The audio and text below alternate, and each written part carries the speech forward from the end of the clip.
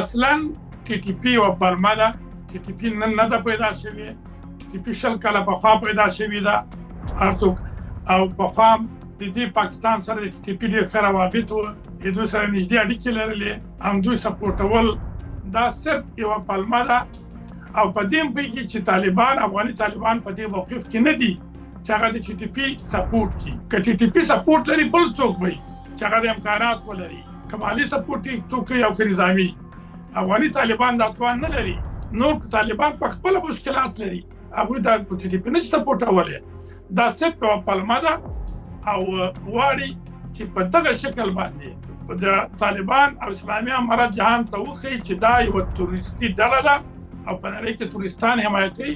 او ښه مثال یې دا ده چې ټي ټي پی ورته مثال راوړي. حتی داعش چې طالبان ورسره عملاً جنګېږي او پاکستان په بلوچستان کې مرکزونه دي، پاکستاني تنظیموي، ورسره والکوي او افغانستان ته رالیږي، نورو هېوادو ته هم لیږي، هغه پړم په افغانستان ورأچوي.